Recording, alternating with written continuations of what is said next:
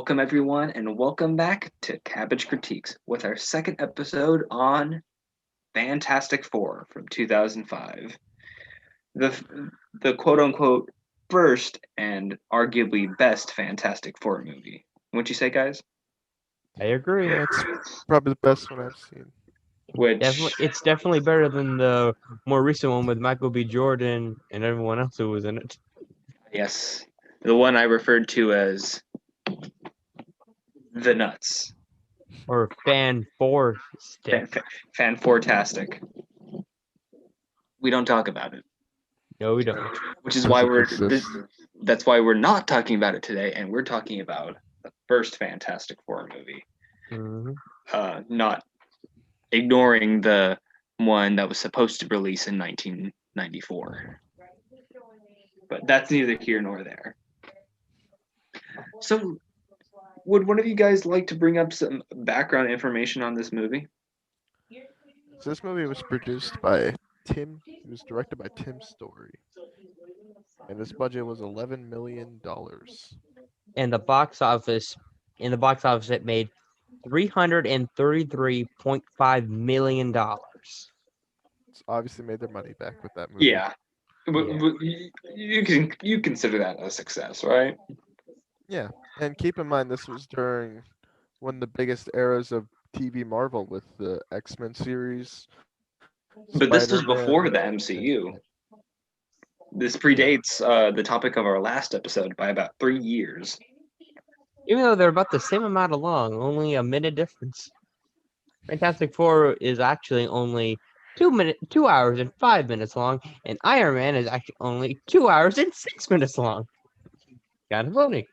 The more things change, the more they stay the same. Uh-huh. So, let's start off with who was in this movie. Well, in this movie, we have Jessica Alba as Susan Storm, The Invisible Chris Woman, Evans, actually, a famous casting. Torch. This is before he was, it's before he was Captain America. Yeah, good old Cap. Lone Grufford, playing Reed Richards, and Michael Chiklis, Ben Grimm, and Julian McMahon as Dr. McMahon. Okay, I don't know how to say that word. We're all good. But that's the main cast we have. And don't worry, we'll get to the cast soon enough. But first off, I feel like we should start with a synopsis of the movie. Hmm. Well, I'm just gonna say the one that they show on. Well, we'll go deeper into it, but I'm just gonna say the one they show on Google. Scientist Reed Richards persuades his arrogant former teammate Victor Von Doom to fund his experiments with cosmic energy. On Von Doom's space station, the crew, including astronaut Ben Grimm, researcher Sue Storm, and pilot Johnny Storm, are exposed to mysterious cosmic storm that bestows superpowers upon them. As they cope with the transformations, Von Doom vows his revenge. That's the general idea, but would you fellas care to get? It's a very classic comic storyline. Yeah, Yeah. it's the basic origin of the Fantastic Four. Yep. I'm not gonna pretend I know a lot about the comics. They haven't read that many. Neither have I.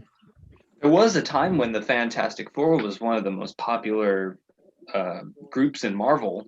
One of the first groups, Actually, in before fact. we discuss the synopsis, we need to discuss how they came about, because this is a very important character to early Marvel. Before Timely Comics, this series really started continuity with comics, and characters changed over time. For example, Johnny Storm started out in high school, then went to college and was gone for like 20 issues. And so time passed during this comic book run. Yeah, even though they haven't been recognized recently, Fantastic Four is actually one of the more historical comic groups to ever be. Am I wrong by saying that? No, you're not at all. And here's a It's fun something fact. that the MCU fails to realize. Well, not fails to realize, but doesn't focus on is like the founding. They don't have these characters in the The MCU, founding family of Marvel. and this is very important because it includes it's about the relationship between. Well, it's not what it's about, but it shows the history of the relationship between Jack Kirby and Stan Lee, which I don't think many MCU fans know about. Jack Kirby. And here's a fun fact. Stanley and Jack Kirby created the Fantastic Four for Marvel as an engine for the Justice League of America for DC Comics. Some comic fans claim that Stan's inspiration for the Fantastic Four came from DC's Challenge of the Unknown team, also created by Jack Kirby years earlier in 1975. No, sorry, 1955. Sorry. While still others maintain that the Fantastic Four was created closely resembles the DC Sea Devils team. So lots of points of inspiration there. Yeah, if wanna you call it can't that. talk about the characters of Fantastic Four without mentioning the legacy of Jack Kirby and what Which he meant to the comic book industry. he's a very unsung hero nowadays because Stan Lee gets all the like nothing against the guy, but he really was an attention hog back in the day, and he like Stan Lee deserves a lot of he deserves a lot of the credit because he did but there are in also the fact other create creators like Steve Ditko, and Jack Kirby. Sal Buscema, Sal Buscema, and all these people because it's hard to talk about these people because they have a very this group because they have a very deep connection to the comic book industry. Meanwhile, you can talk about Iron Man in the context of the MCU. You can't really talk about this movie without talking about Jack Kirby. Exactly. It's just they have a very steep history with it. Very much so. And Also, this is where characters like Silver Surfer, who is Galactus, the Black Herald of Panther. Galactus, and even also Spider-Man debuted in Fantastic Four.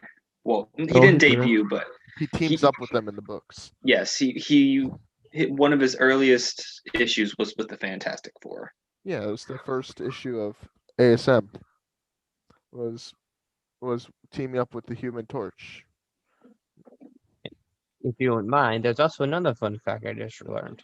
Each Go of their ahead, big man. powers, as long as their personalities of the Fantastic Four, correspond to the four basic elements according to Greek philosophy. Earth represents the thing, wind represents the invisible woman, fire represents the Human Torch, and water represents Mr. Fantastic. I don't understand that last one. Well, calmness, water, the mind. Let's go with that. I don't know. And Maybe because he's fluid as Before we water. talk about the movie, we need to talk about how the characters were introduced and what they were like in the beginning. Okay. Because Reed Richards in the comic books, even modern, is different from the movie version. He's a dick. He really is.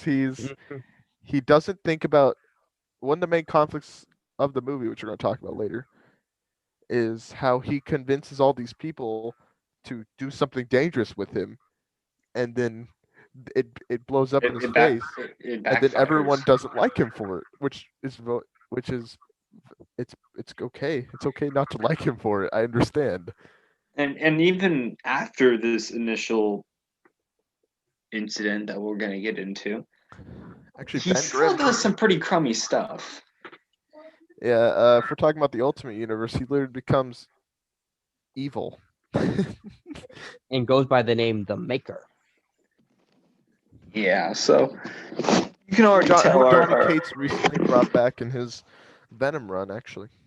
Also, go read Donny Cates' Venom run. It is very good. Okay. Anyway, back to the movie.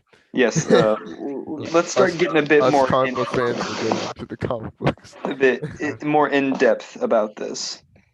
So the movie opens up with we're introduced to Reed Richards and Ben Grimm, who are these lifelong pals.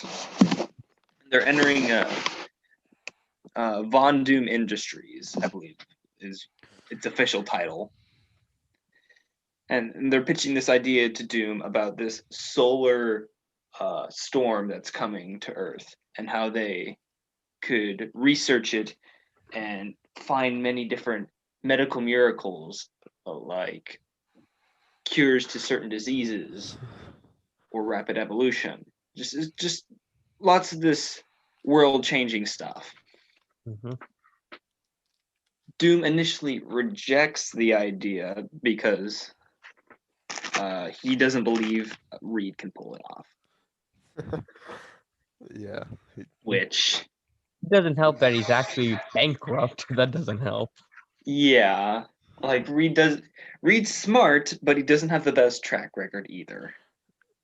No, he does not. But anyway, this is also the scene where we're introduced to Susan Storm, who is Von Doom's assistant. Yeah, I Actually, think so. And they're no, dating. it's there. No, he's. If I remember right, she's the lead researcher for DNA and genetics and stuff like that. Okay, so she's working with Doom basically. Yes. She works in his company. Yes. Let's just boil it down to that. And dating. Yeah, they're also dating, and we get this immediate conflict between Doom, Susan, and Richards, who we figure out Richards and Susan used to date. So now we got kind of a love triangle between Doom, Reed, and Susan. Yeah, but basically after quite the conversation and some convincing, Reed and Grimm and Susan, they all convince Doom this could work and you could become incredibly rich by this. Because all Doom wants is to benefit his company and himself. So he sees this as an opportunity. He's like, okay, we'll do this, but we're going to play this by my rules. And so they are assigned a team which includes Doom, Richards, A pilot named Johnny Storm, also Sue Storm's brother. who we get introduced through, let's say, cocky measures. Is that the right word? Yeah, he's not very. He's a show off. He's a hothead, if you will. Which kind of And fits his power. And they make jokes about it too. I think that's something the movie does really good is they really show the characters. They make them like he's a hothead. Reed Richards is very calm. He's smart. Susan's not the analyst, but she's always thinking about the team. And then you have this big guy from isn't Ben Grimm from Jersey? I think so, but was also a army. He was part of the armed forces and an astronaut who first went into space. Exactly, which is why he's picked to go on this mission. Yeah. So the five of them are shot up to Doom's space center. Yeah. And they go up there. They're observing the solar flare. They believe it's going to arrive within 9 hours. Okay, cool. And we start getting more conflict between this love triangle as Doom attempts to propose to Susan. But it's cut off by the fact that Richard realizes there's been a miscalculation. The storm is heading to us right now. Like in 6 minutes. And at that same time, Ben is out there with Johnny's not outside, but he's out with Ben putting out the plants Reed wants to see what happens to them. And Johnny's trying to call Ben back. He's like, I can't get there. We'll make it in time. I do have a slight problem with it. It's not a problem, but it's the fact that that was not a 6-minute intermediate period. You could have cut it down to like 2 or 3 minutes and it would have been just as fine, if not better. But that's just a nitpick on my part. Movie magic, no harm, no foul. But anyway, so the solar storm is heading their way, and Doom attempts to close the blinds before Ben can get in, but they're like, no, we're going to save him because he's our pal. Yeah. Well, Johnny doesn't think so, but that's besides the point. Yeah, because he doesn't like authority. Nope, because he's a rebel. Revolution. Yeah. But Johnny's anyway, pretty funny. Johnny's pretty funny in this movie. he has his moments. I'll Mhm. give him that. He has his moments. So after Ben gets into this thing, they get hit a couple as he's getting to them. They get hit where like Sue, as she gets hit, she turns kind of invisible, and when Reed gets hit, he gets kind of stretchy. And when Johnny gets hit, he gets metally. Not metally. That's He gets Doom. caught on fire. He gets caught on fire. We don't really see what Doom happens to Doom. No, but we realize later. Yes. So after that, we wake That up in a happens. hospital. This is actually, I don't know. It might just be my lowbrow sense of humor, but this is one of the funniest jokes in the movie. It was pretty funny. Where Johnny's like, "Okay, we did everything we could, but you're not gonna like how you turned out." And Grim pulls up the mask, the mirror, and it's just his face. There's nothing wrong with him. He's fine. We're all thinking like, "Oh no, he turned into the thing," but nope. But nope, he's he's just fine. same old Jim, just being a jackbutt. Yep. So basically, the mission was a failure, but everyone's all right for the most part for now. Yeah. We follow up on the connection between the Richards, Susan, and Doom. Love triangle. Yeah, the love triangle. And speaking So of love, he's because Sue is Reed went to go check on Sue, and the lady's about to bring in some flowers, and she's about to put the ones that Sue did not like or was allergic to. She said, "No, put the sunflowers." And as he walks away, and after he's done talking to the doctor, he leaves after the flowers are delivered, and he wakes up. She wakes up, and she's probably thinking, "Oh, Doom sent me flowers. Oh, wonderful!" Not thinking of Reed. yeah.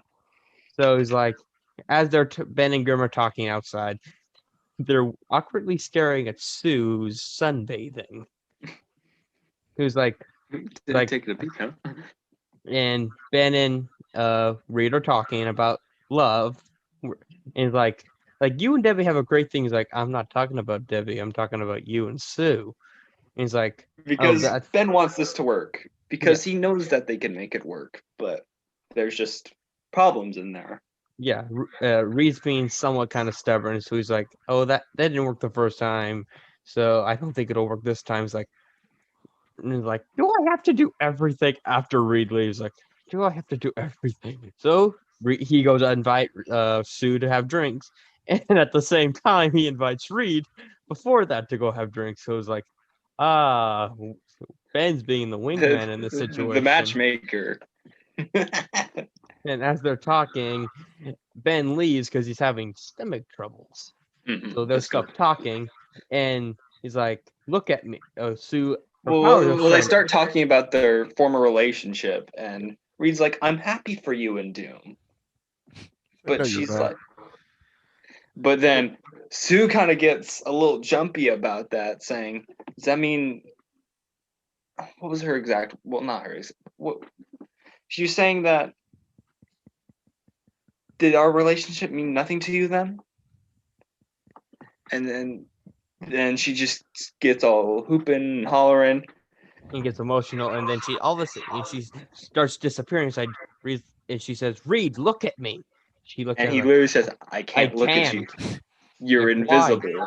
Like, Sue, look at your hands. And as she picks up her hand, she knocks over a bottle, and he stretches out his hand, and he literally stretches. And we're like, "Oh shoot!" So something happened. This was a pretty interesting way to introduce their powers. It kind of came rapid fire, but I didn't have much of a problem with it. I agree. Speaking of fire, we got Johnny, who is sick of staying in this hospital run by Doom. Funny enough, the hospital they're in is run by Doom. He's like, "I need to go because there's mountains over here that need to be snowboarded on." Because he's an adrenaline junkie. And he convinces his nurse he's with to come with him.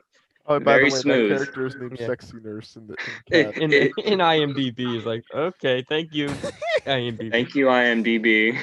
So then they go skiing. Well, she has skis, he has a board, and as they're doing that, his suit starts to catch on fire, Like he and actually catches on fire. she's like, says, "You're on fire." I know I am. No, literally, you're on fire. This And he, actually leads to another. This isn't like a very funny moment, but it's one of my favorite visual gags of the movie, where he's on fire. He falls off this cliff because because he's not looking forward, because obviously he's on fire. He's worried about that, and he runs into this big old snow hill, but it bursts into flames, and it's like he's sitting in his own little hot tub Yeah, while his and clothes it's are all all burned up. you're confusing it. He's going down the hill. He launches, looks like he flies, and lands head first. Like, Yeah. and he's like, "Do you want to join me?" And she was like, And then drop the skis. and then as Sue and Reed are talking, he comes in wearing her, covering his junk with her jacket. He's like, "Ought to explain." Johnny's a player. And at the same time, Ben is having his tummy issues. Come to find out, his powers are activating, and as they're trying to get in the door, Reed stitches his hand under, and as he gets his hand under, he hears the bed go, meaning the bed broke. He turned into And- Flat Stanley. And he runs out, and he goes to go see his girlfriend. After Because Reed because This they is one of the realize saddest moments in the whole entire movie. Mhm. it is a very Mhm. sad. I do Oh. feel like it's a little contrived though. And I think it's the second saddest one. But There's another okay, scene I can think of. so Oh yeah, there's another scene that's even sadder. Ben Grimm turns into the Thing. He's like, Well, "Would you what will love later me be if called the I Thing. looked like this?" And so his first instinct is to go see his wife. Obviously. Beyonce. Oh, fiance. Well, they're very committed to each other. Yeah. Let's say So he tries to go use a payphone, and he's like, "I can't push the buttons. My Because fingers are too he's this big." he's this big rock monster now. It shows him as a tragic character. Yeah. Like his So he life just was- says the old thing of like operator, and he calls the fiance. He's like, "Please come outside." And you can see the banner says "Welcome home," and she comes outside. He's like, "Don't be scared. Don't." And she comes like, Also, she runs- side note, the Thing looks like Rorschach in this scene. he does. yeah, I know what you're talking about. Yeah. And as she gets scared by him, and she runs away and nearly gets hit by a taxi. And then you hear all these people not mocking him, but they're like afraid of him. You're like, I'm gonna call the police, and he runs away. Unfortunately, so he's And sitting on the, I think it's the Brooklyn Bridge or the Manhattan Bridge. He's that, sitting on a that, bridge. that if we can stop there for just a second, that part in the movie was kind of a gut punch, Yeah, it was. because like it's like, man, this dude got the short end of the stick. Oh yeah. Yeah, he did. All these people are scared of him, and his fiance just ditches him. And then as he's sitting on the bridge again, he's like he meets a friend named Mr. Pigeon. He has a pigeon come sit on him, thinking It's poo on him. Booze on him. He's thinking, "Oh, thank you, Miss," like not knowing he put him. "Thank you for hanging out with me, Mr. Pigeon." And he flies away like, "Oh, thanks." And then we got a suicide jumper who jumps, throws his briefcase, and he's about to jump. He's like, he sees, and then Ben is like, "What are you doing?" He's like, "Ah," and he's stepping backwards, and he falls onto the bridge's traffic. He falls into traffic. He tries to save him, and causes a big old accident. And then he saves the driver because it's about to explode. And Sue There's has lots of chaos is going on right now. Cars are Yeah. crashing. It's madness. and Sue we have to get to Ben because they know Because what's there's this big happening. old crowd no. piling up. And Jacob has some words about this. Do you want to say it, Um, Jacob, or do you want So me I'll to? explain the scene, okay? All right, lay it out. Her clothes don't go invisible. So what she has to do is she has to strip down to her Undergarments. bra and panties. And so she accidentally turns off invisibility, and then everybody sees her. Mm-hmm. And then they make a joke out of that, and then she goes invisible again. And then Oh, I didn't realize you were working out. and she was yeah. And she goes to Ben Grimm and helps him out. Well, And after she gets just like, I can't believe you made me do that. I mean, it makes sense that I would be angry if I had to do that. What needs to see my Johnson? That scene just makes me. No, I don't like it. It's saucy. That part of the scene is definitely saucy. But that's not the takeaway. Like, I don't want that. I don't think that's I don't think it's a good way to do it. Yeah.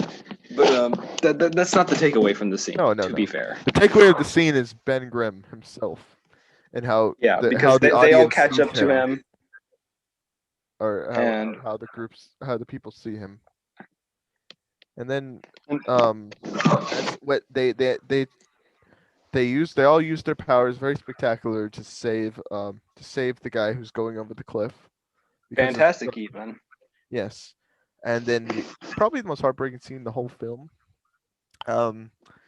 His fiance, Ben Grimm's fiance, takes off her ring and then leaves it there, and walks off. But the real thing that got me there is the fact he couldn't even pick up the own ring because he couldn't. His hands are monstrous, and I think that cements him as the best character in the movie. Because he goes through all this crap because of Reed Richards, someone he trusted. He lost his fiance. He lost his humanity in a lot of ways. People now see him as a monster, and this actually comes up later in the movie with Johnny. Him and Johnny, but again, getting back on track.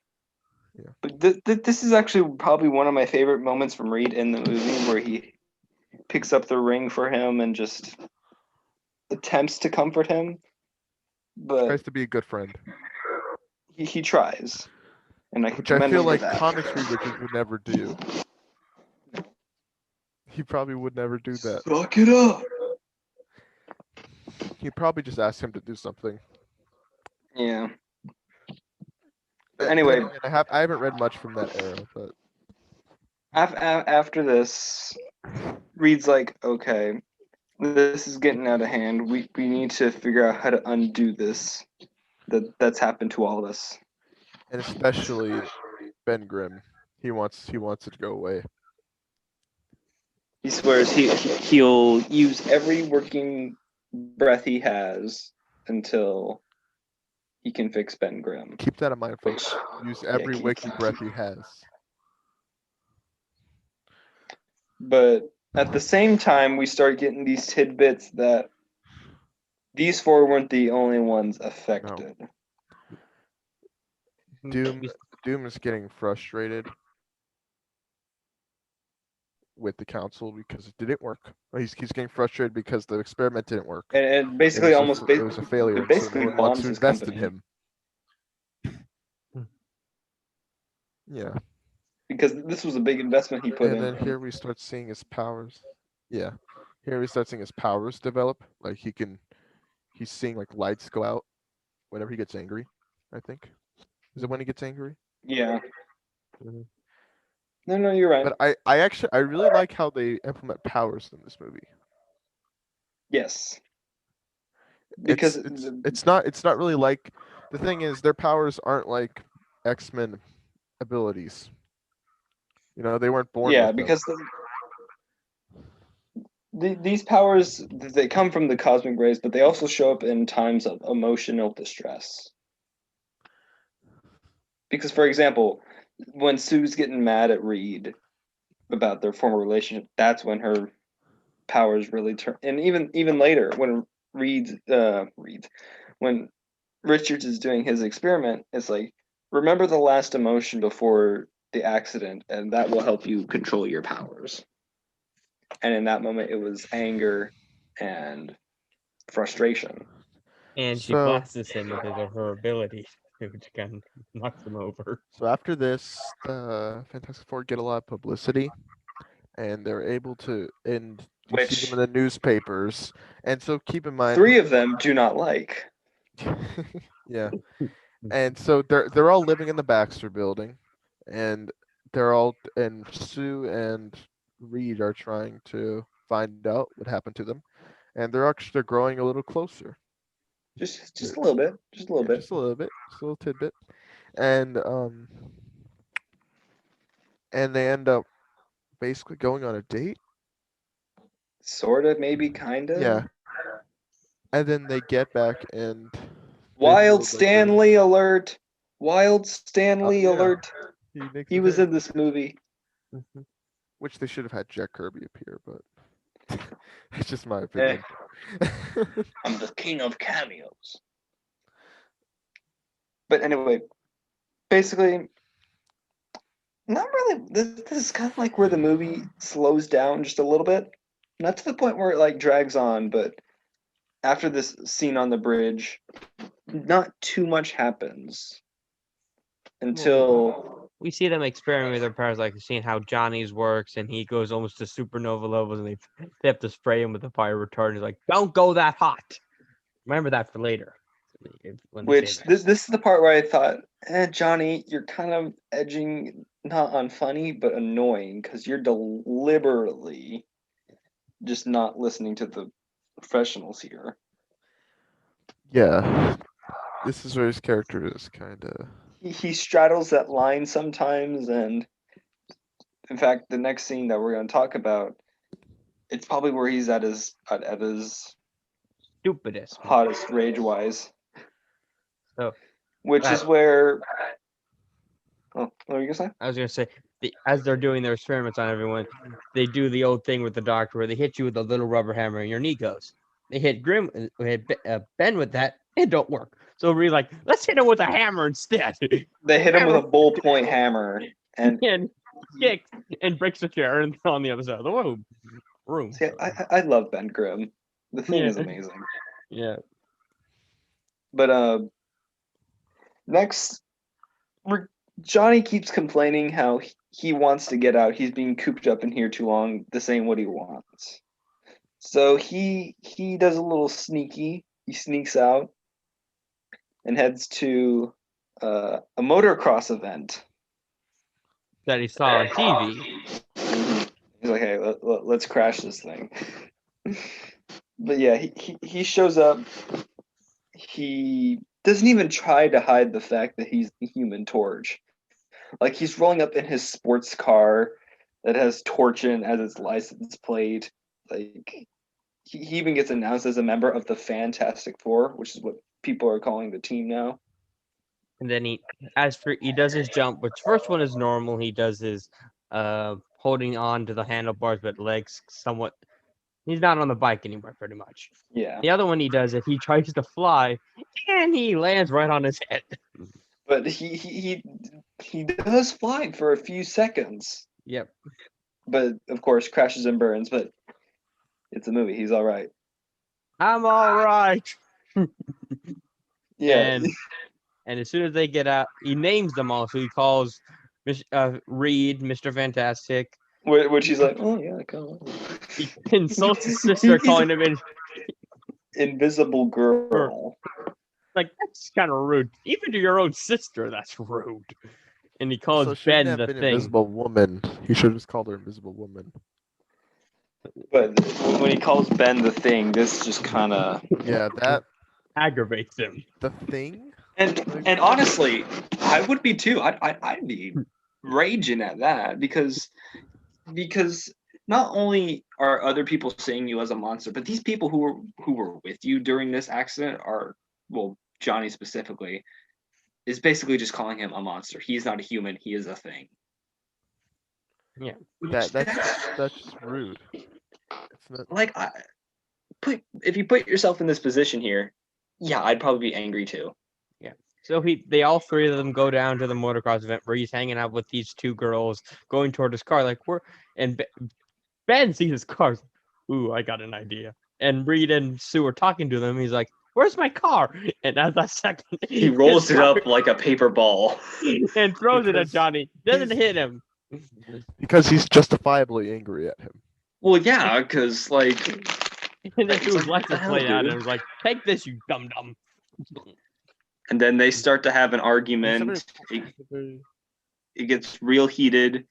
Johnny says some things that hurts Ben personally. Like Ben Lee starts to walk away and he throws a fireball at him. Like, they both Oh, are you want to basically- fight? And another underrated visual gag is Reed steps in between them. Ben punches through Reed because he's Mr. Fantastic. He's all elastic. But he punches through Reed just so he can hit Johnny into a billboard. A Burger King billboard. Yes. Please, Burger King, sponsor us. I'll definitely try the double whopper. After they both split, Ben goes to his old bar, and everyone's like, "Who?" And he walks to the radio, goes in and out, in and out, in and out. Like, Because he goes to- he's kind of famous here. Not famous, but he's well known. he's got a good reputation there. Yeah, so he's very well known at this bar. In fact, he's got a friend there who's like, this is the first man from Brooklyn who ever went up into space. He's a hero. And he goes to sit on the And bar, and the stool breaks on him.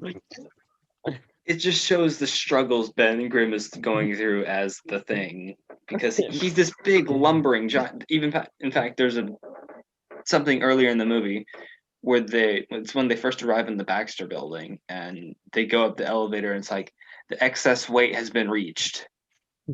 Like, I'll go So- up the stairs then.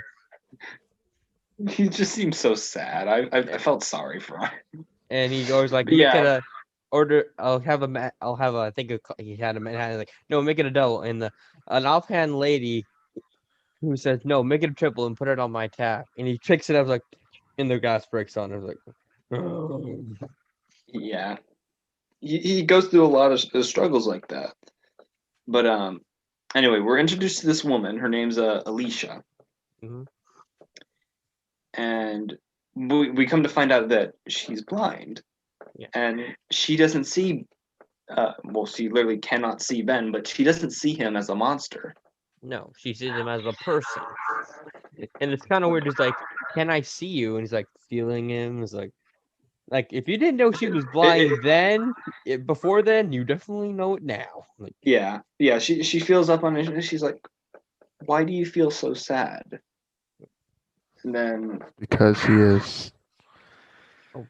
one thing he's we did- believing what people are calling him. One Yeah. thing we did forget is we during the battle, not the battle, the saving the bridge. As they're done saving, he sees his ex fiance. He's like, No, we talked about that. we did. Oh, Yeah. sorry. No, we're good. So after we meet them, he goes back to the Baxter building, and he meets up with This is the Reed and part.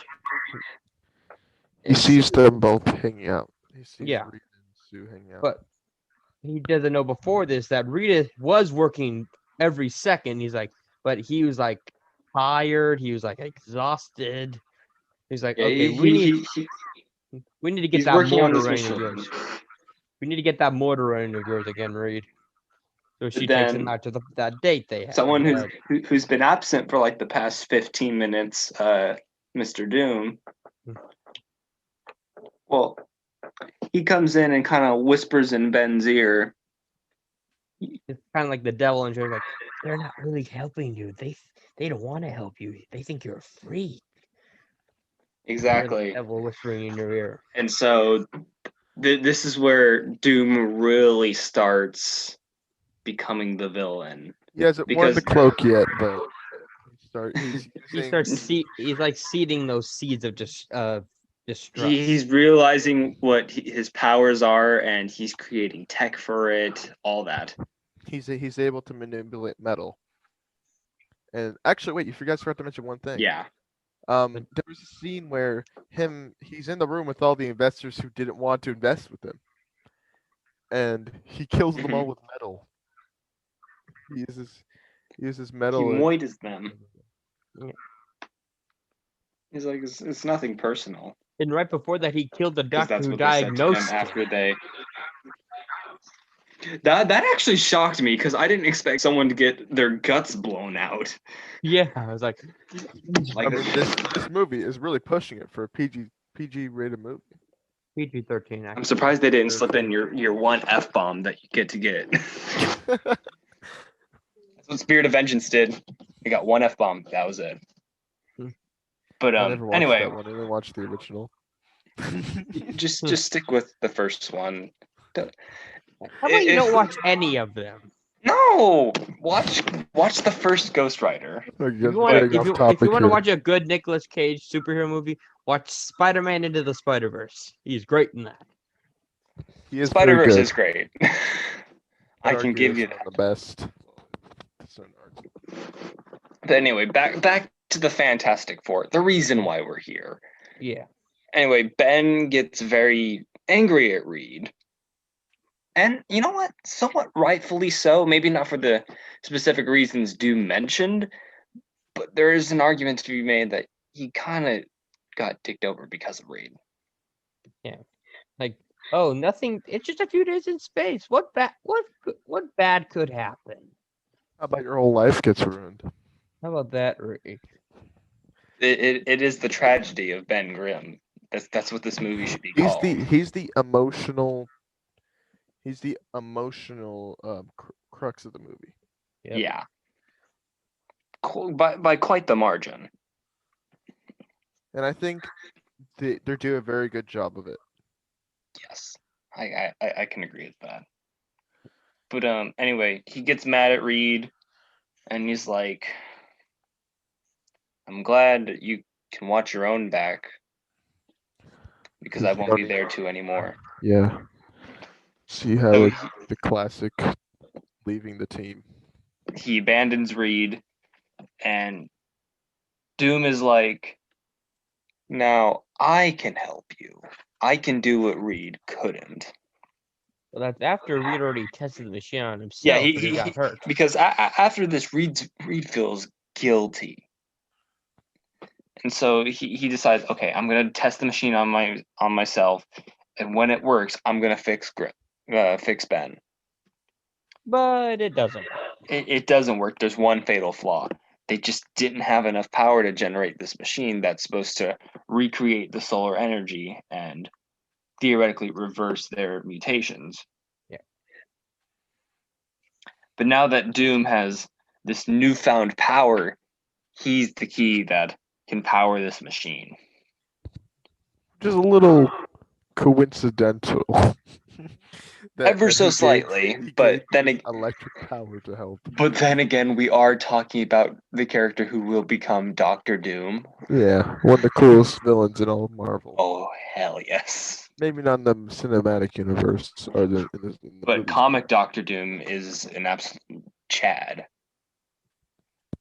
But anyway, so he invites Ben and he's like, "I'll fix you," and you know what? This actually surprised me quite a bit. He actually does fix Ben Grimm.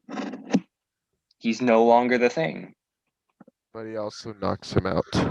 He was only doing this because he realized the Thing is the powerhouse of this team, and without him, I can tear through these people like nothing. Because let's be real here. Sue Storm in this movie can only go invisible. I mean, she can create like small force fields. That's about it. Yeah, but she can only go invisible. And Johnny's still working out this flaws. They could do They should have done like a Judas Contract type of thing where they'd find the weaknesses of every character and use them against them. Yeah. But so basically that happens and Doom's gonna take revenge on Reed because he believes Reed is the reason his company is just about dead. Which he's not wrong. He's not wrong. Then again, he's going to quite an extreme level. Oh yeah, that's definitely that. But then again, it's Doctor Doom. Of course he's gonna go that route. Yeah. And that's why we love the character. We love Doctor Doom. So Doom goes, and before this he actually grabbed a couple weapons like a heat-seeking missile, a rocket launcher, and cryo tank. axe, like ice cold weapon. So Reed and Doom fight, and he knocks him out after he falls down the building a very long way going down the building. We're lucky he's made a silly putty, or this would have gotten very violent. So he takes him to him, and he sticks him with all the cryo stuff, like because that's the one thing that keeps him from stretching out. If you freeze him, he can't move. It's a pretty smart thing. Doom is very smart in this movie. Yeah, because Doom is portrayed as Reed Richards' equal in terms of intellect, which he is in the books. That is very much something that's. I like the callbacks that they do to Latveria. Yes, we get mentions of the old country. Yeah, like if you he says to Reed when he's frozen stuff like, okay, Reed, chemistry 101 happens to silicon when it's frozen, it breaks, and he does that as he's breaking Reed's finger. Yeah, it's kind of hard to watch. And he says, "Watch this," because he has the rocket launcher aimed at Johnny because he's obviously very hot. Yeah, because Johnny's gotten back by now. He's like, okay, let's do this. Yes.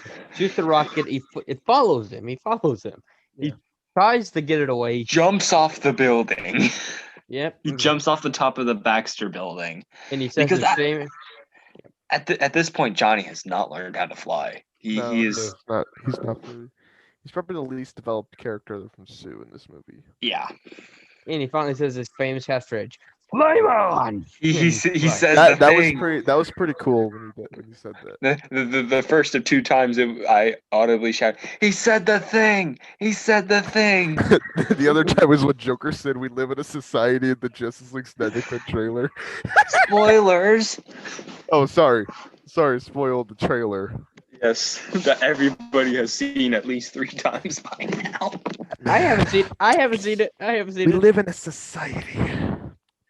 But yeah, Johnny jumps off the building, flame on, he flies off, the missile's chasing after him. He's doing everything to shake it off. Like he throws a fireball into the air, like the missile thinks the missile, okay, it'll follow him.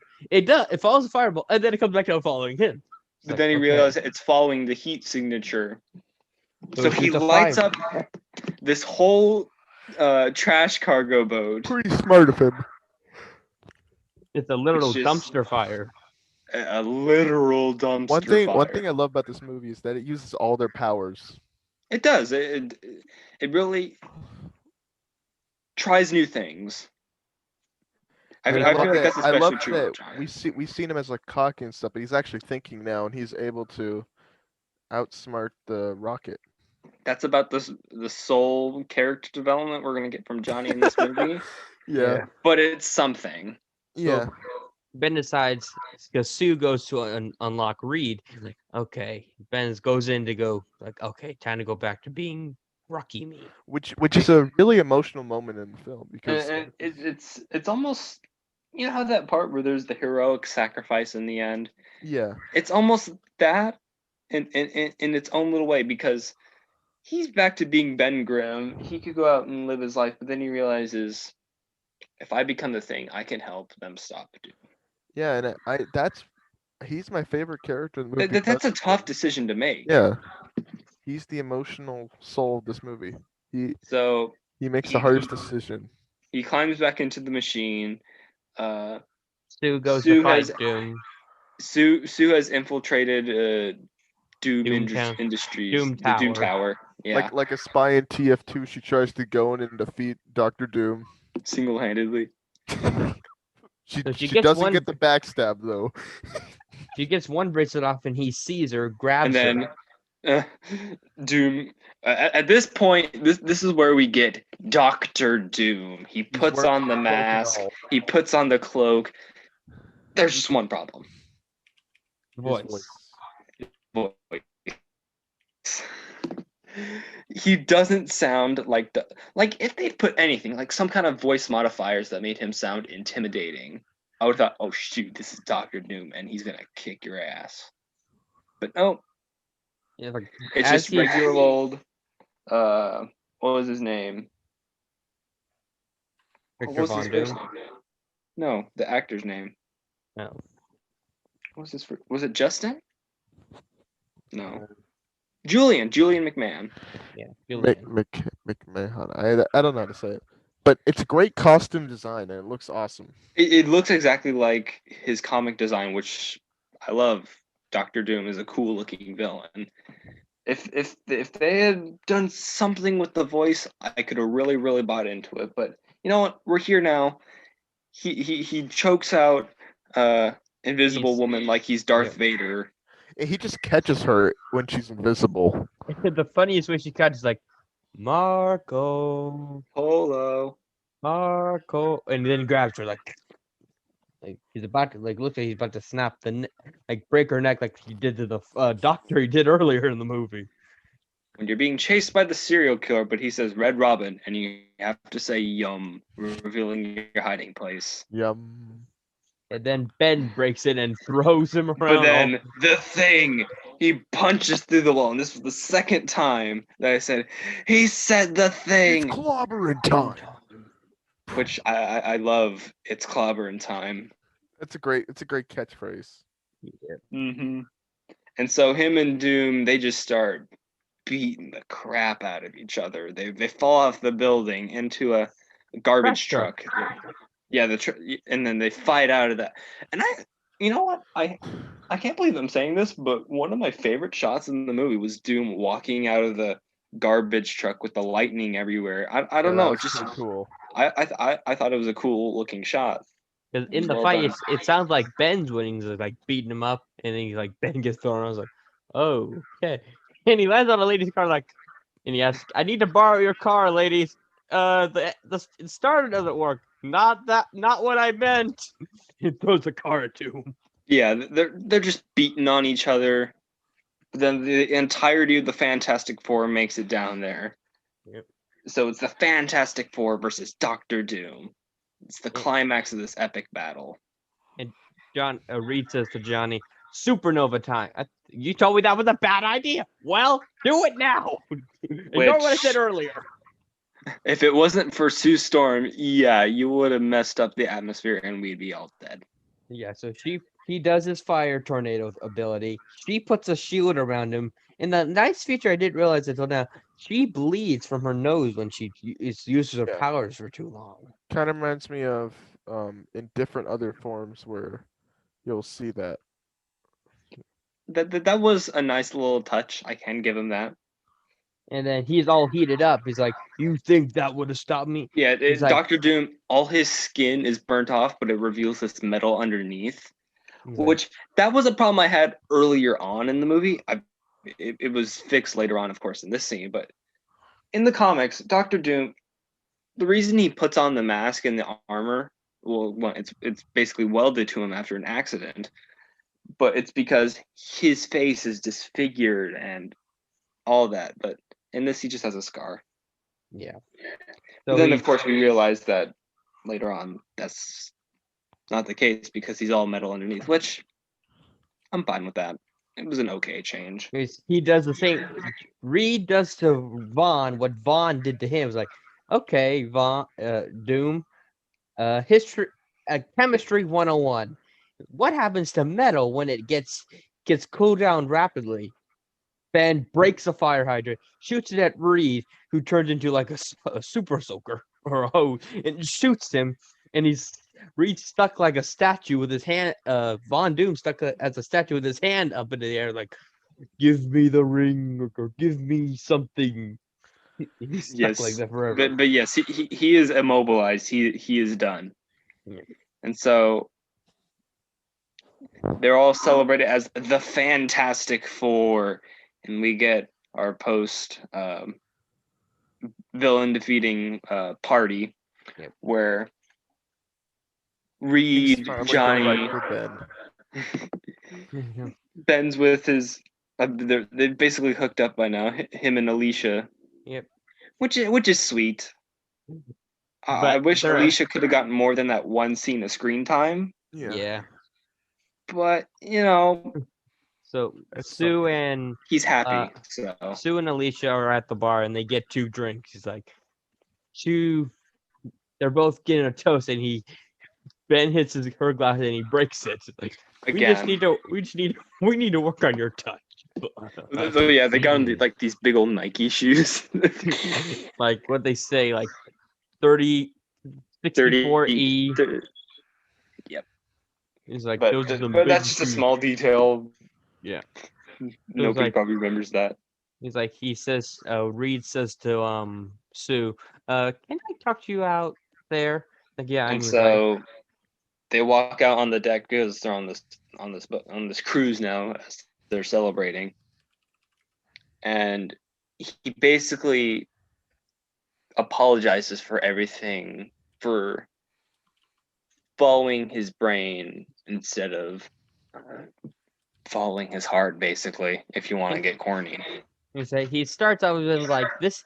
There is this piece of the space shuttle, and is like he's like, okay, you're talking about the space thing again. You're the same old Reed as before. And But then he's like, haha, no. it could fit a ring. He proposes to her with a sprocket. Hey, you gotta work with a gasket. That was it. Gasket. It was gasket. Yes, he proposes to her. He gets down on one knee. She turns invisible, puts the ring on, says yes. Reed goes to kiss her. Kisses her Kisses nose. her on the nose. Like, that's my nose. These are my lips. And the kiss. That was a pretty good line. And everyone And looks at then him like, we see everyone's been watching this whole time. Yeah. Ben Grimm is like, oh. But one thing is, before they do the propose, Johnny's talking to all these girls like, oh, I need all of your names and a round of drinks. And a round of drinks. Showing he has learned nothing. Anything body shot. And he flies up in the air after, and he says, no more making fun of me jokes, buddy. He's like, I'm Mr. Kind now. Like, make way for extra. Wide load. Wide load. Like, you. He flies off because he's about to get his ass pounded in by Ben Grimm. And then he makes a big old 4 in the sky. And that's where the movie ends. I love how the ending feels really good. It feels like the team is finally together. They're together. Everyone's happy. It's great. But guess what? We get 1 second of the end screen, but then we see Doom in a shipment container, and he's being shipped off to guess where? I think he's being shipped off to Gotham City. Yeah, he's off to Metropolis. He's going to the DCEU, and he's going to be the villain in the Justice League Snyder Cut. He goes to Latveria. He's getting shipped off to Latveria. Yeah. And that's where the movie ends. Because did you really think Doom was dead? Actually, I kind of thought he was for a second. When he stuck like that, I was like, you might be alive, but you're dead. You can't do much but be a statue, man. Replace that statue in the front of his. Remove that statue from the beginning of his building. Put him in front now. You're the statue now, Von Doom. That's his punishment. But no, he's Doom. He finds a way. But anyway, that is the Fantastic Four, 2005. Now's the part where we get into our thoughts. Who would like to start off? Guess I'm starting off. Okay. So I actually went into this movie thinking it wouldn't be all that good. It was just going to be a mid-2000s Marvel movie. Like, it's not going to be good looking, or the story's not going to be good, or it's going to be cringy, just something like that. I actually rather enjoyed this movie. I wouldn't say it's like amazing, but I actually rather enjoyed this movie. It had some solid comedy.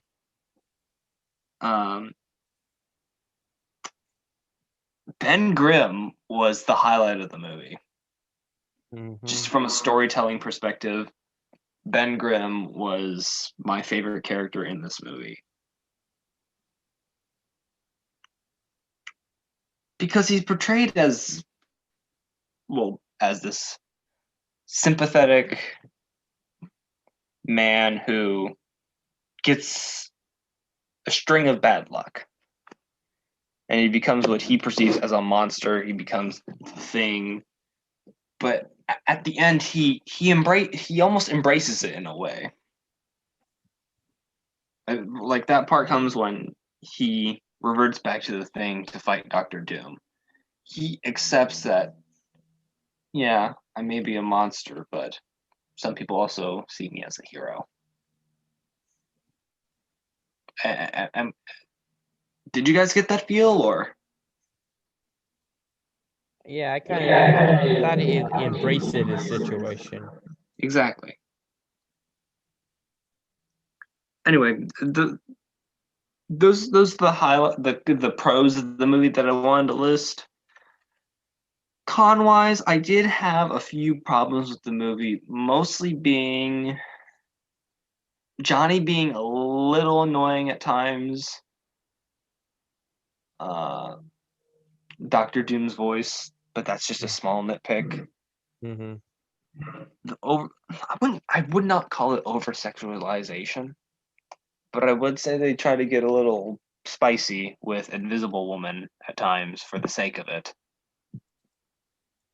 That and Reed.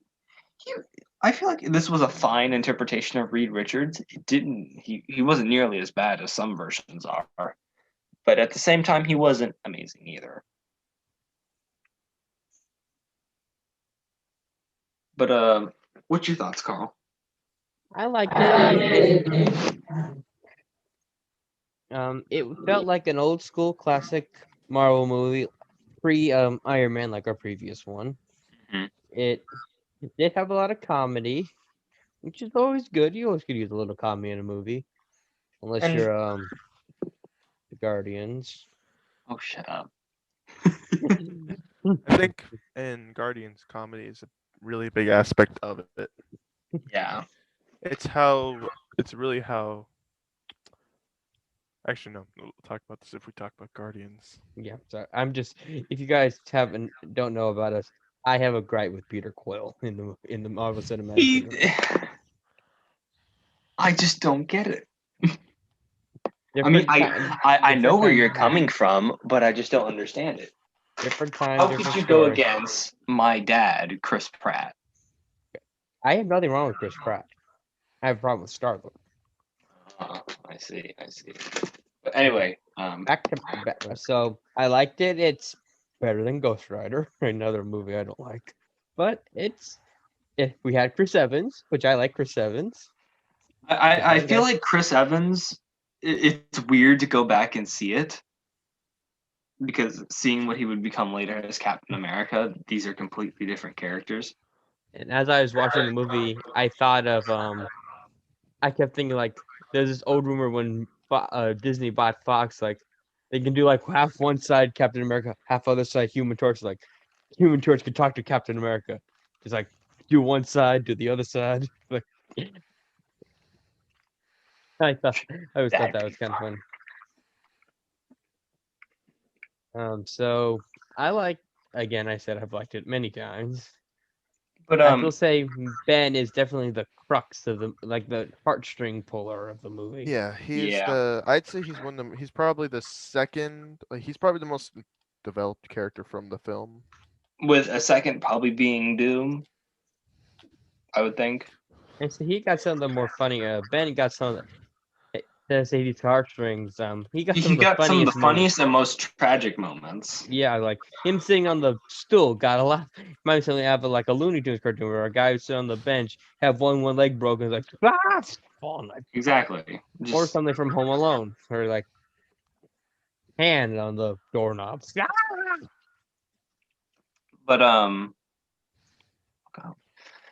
this movie didn't have as much action as Iron Man. I know these are completely two different movies, but the action that they did have, I thought it wasn't like completely hard hitting, but I thought it was actually very creatively done. Yeah, and most of like how Jacob said, how smart.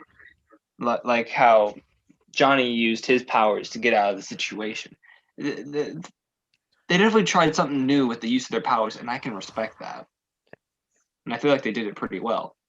Another scene that got me to laugh was we were talking about how she had to get down to her birthday suit to get to Ben.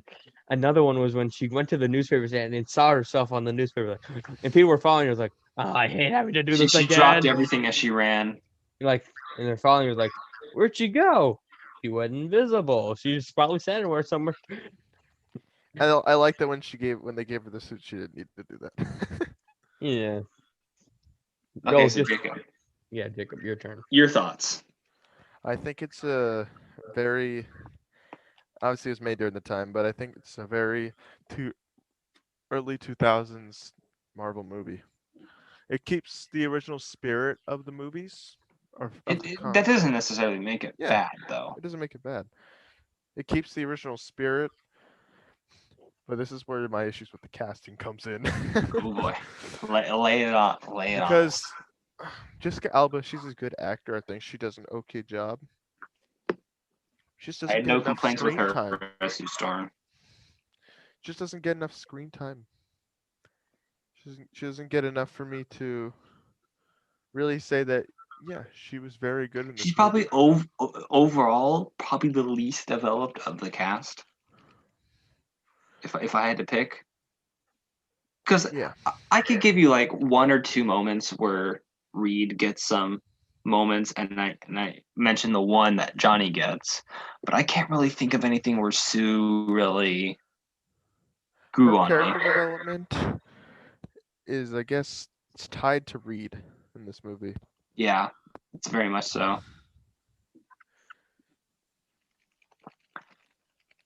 So if she doesn't grow, well, if Reed doesn't grow, she's not going to grow. But anyway, continue on. I think that the action scenes are really good. I think it has a quirky style to it. A quirky style that I actually really enjoy. I like the aesthetic. I think I might go back and rewatch. I mean, I haven't really seen them in a long time, but the X-Men movies because I like this style of Marvel movie.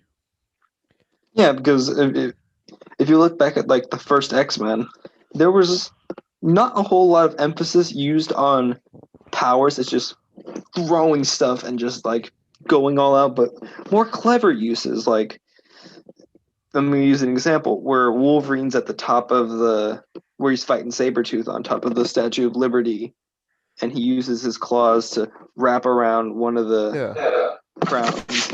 Like, that's clever. This doesn't. I like that this doesn't feel like the MCU because at this point the MCU is really predictable.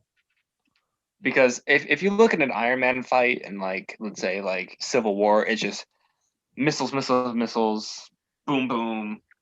You know what I expected to happen to Human Torch? I expected him to lose, or I expected him to lose immediately, and get hit by the missile. But he was very smart with how he dealt with the environment. Now I wouldn't say this movie is better than I think it's better than like the low tier Marvel cinematic. It's better than Daredevil. It's better than Elektra. It's better than Man-Thing. Better than Ghost Rider. Debatable. I do think this movie's better than Ghost Rider. Objectively, probably.